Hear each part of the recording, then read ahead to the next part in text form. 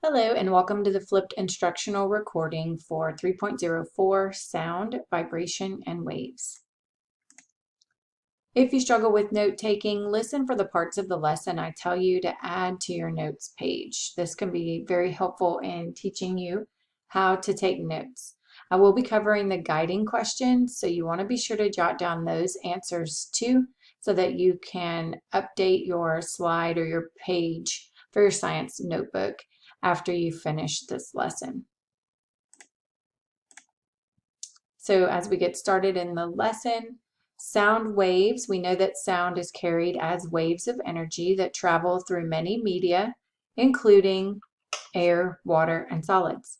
Sound waves move at different speeds through different materials. So there's a graphic organizer that I do encourage you to print out and fill in just to help you organize what you're learning in this lesson. And then don't forget, you do have your notebook template that you can update as well. So our lesson goals, we want to explain that a sound needs a medium to move through, which it is transmitted. And we are going to identify types of waves. So if it's a sound or a water wave.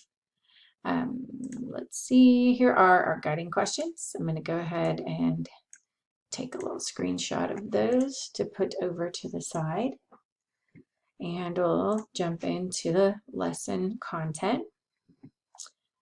All right, so lots going on here. A sound wave is a longitudinal wave. So you want that in your notes for sure.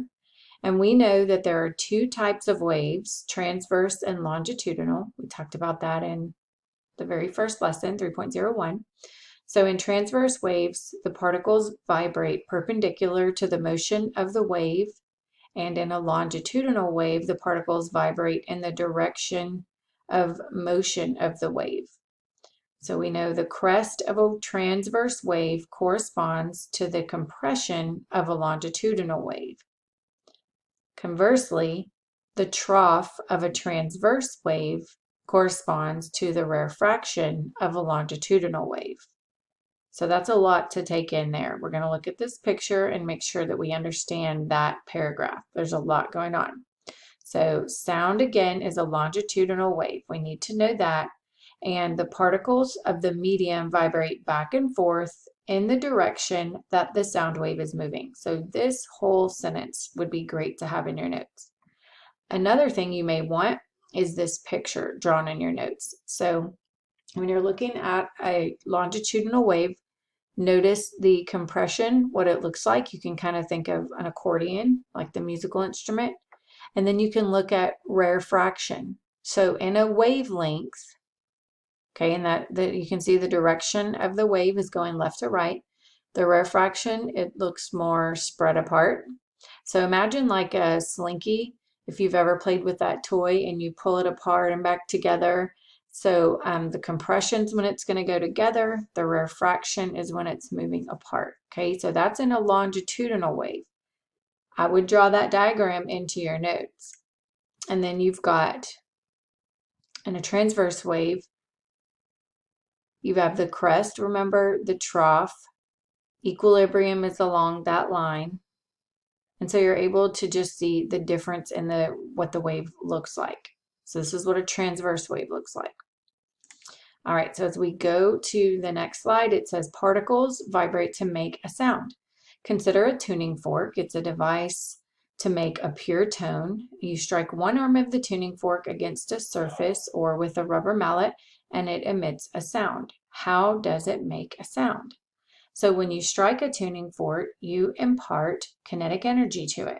This causes the arm of the tuning fork to vibrate back and forth.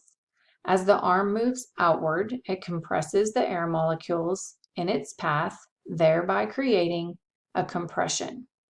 So kind of imagine that in your head. You've got air molecules moving, right? Imagine something vibrating. So if you're looking at this image, you can kind of visualize what those particles are doing. So you see compression, you see rarefaction. So conversely, when the arm moves inward, the air molecules are pulled back or spread out. So you can see how the air molecules are spreading out. This process repeats and the sound wave travels away. So as it moves out, right, they're getting farther and farther spread apart. All right, next slide. The vibrations are passed from molecule to molecule. So all sound waves begin with a vibration. The vibration might be the movement of a tuning fork, a guitar string, a vocal cord, or even a book dropping to the floor. The vibration of the object set up the vibrations of the object set up vibrations in consecutive molecules of the medium and cause compressions and rarefactions. So if you think about the tuning fork vibrating, you can kind of think about it like causing wiggles or something like that in the air. And remember that rarefaction and compression, they're like going together and apart, together and apart. And this movement of those molecules occurs in air, liquids, or solids. Remember, those are called mediums. So this is the types of mediums. Waves have to have a medium to travel through. So if you place your ear against the wall, you can hear sounds from the other side. Sound waves in the adjacent room hit the walls and cause the molecules in the wall to vibrate. The wall molecules cause the air molecules in your room to vibrate, thereby creating sound. The sound is less intense because friction between the molecules dampens the wave's energy. So we're getting an idea here. You have a longitudinal wave. You can see where the molecules are compressed. They're squished together. You can see again compression as it's traveling. So see how it keeps grouping those different. So as the wave travels, you can see the compression and then behind it, the rarefaction. So you can see that moving through the wave. All right, so as we go to our next slide, sound wave propagation requires a medium. So you're watching a science fiction movie. The scene is outer space and a planet or ship is destroyed. You hear a loud thundering boom as the explosion occurs and another ship flees. Is this possible? So no, sound waves require a medium and they cannot travel in a vacuum. So that's a good thing to have in your notes, is this sentence here. Travel in a medium and cannot travel in a vacuum. So thus an outside observer would not hear an explosion because there are no molecules between the explosion and the observer to carry sound. Inside a ship, astronauts would hear an explosion in a compartment because of the ship's air would transmit the sound. So the poster for the Ridley Scott film Alien read, "In space, no one can hear you scream." And that statement is scientifically correct. So since sound waves require a medium, don't forget you cannot hear an explosion in outer space. So the speed of sound waves depend on the medium. So if you think about that, the speed of sound waves depend on the medium through which the wave travels. Generally, sound waves travel faster through solids than through liquids and gases. I would write this sentence down. And then this is because molecules of solids are closer together than those of liquids and gases. So that sentence from generally to the end would be great to put in your notes. The table gives the speed of sound waves in some common substances. Notice that the speed of sound waves in solids is listed about 2 to 3 times faster than it is in liquids and about 5 to 20 times faster than in gases. So the velocity of sound waves, like any other velocity, is calculated with distance over time. So you can see air, and then at different temperatures, helium, water, seawater, copper.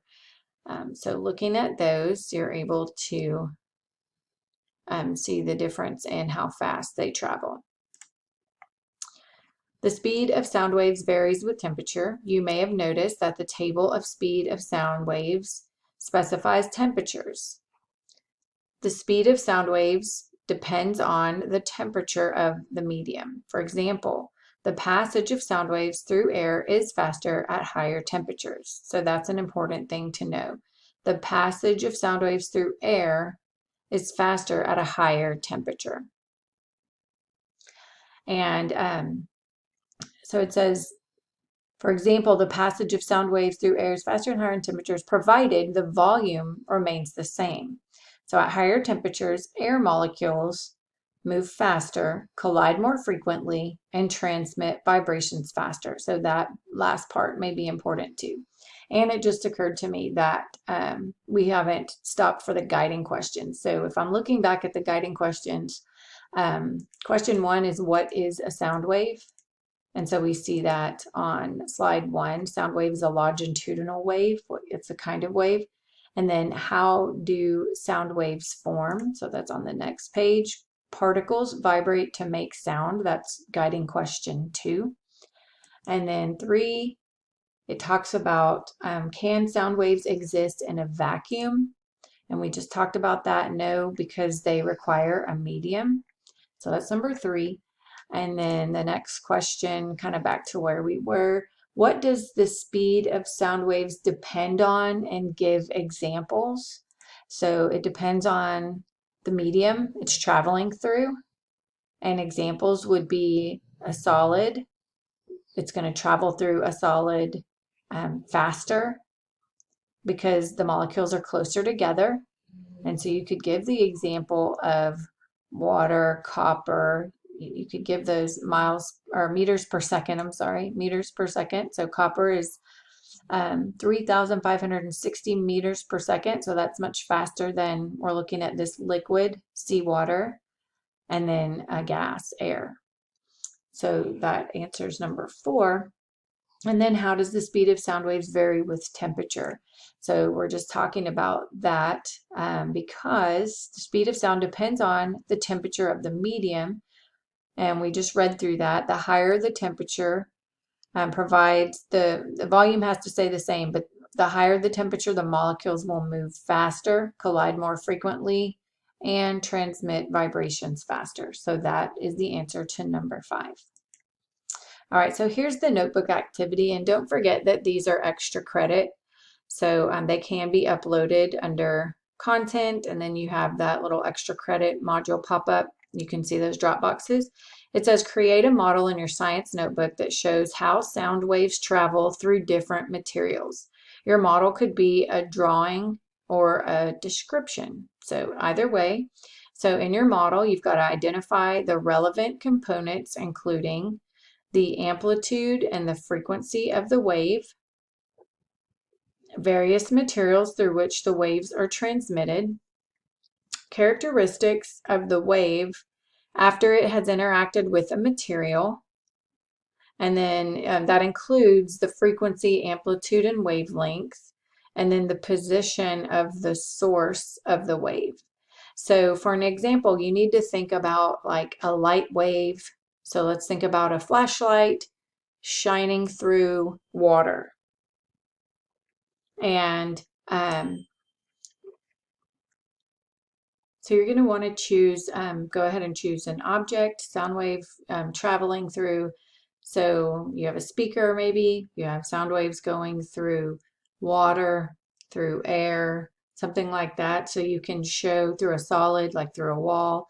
You're going to want to show how the frequency changes. So what happens to the molecules. So if you look back into the lesson, it talks about what happens to the speed. We know that it increases like through a solid, and then it slows down if it goes through a liquid. It slows down even more going through a gas. So you're also able to look back and see how it affects the amplitude and the frequency of the wave. And so I'm just making sure you understand here where everything is, the wavelength, the amplitude, right, is how high it goes, and the frequency is how many of these you see. So going back, that's the beginning.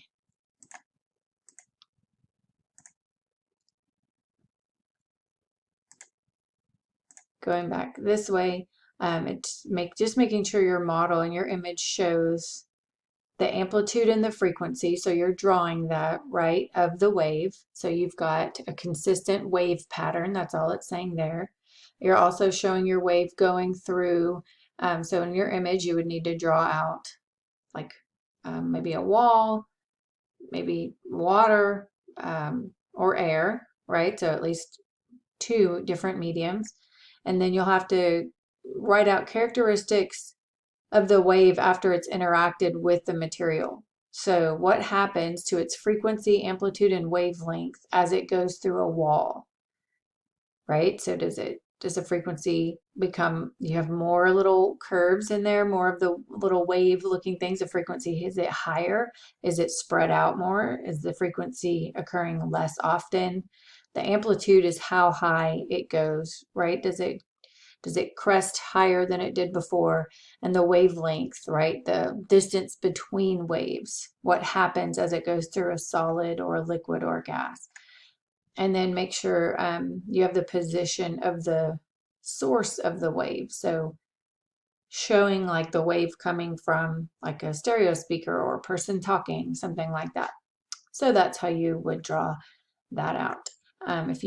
They're not required to put any of this in your science notebook, but if you want to upload it for extra credit, you can do that. So as we wrap up, look for the flip follow-up session. If you have questions, please don't hesitate to reach out. You can come see me in Help Lab, email, or Skype, and have a great day.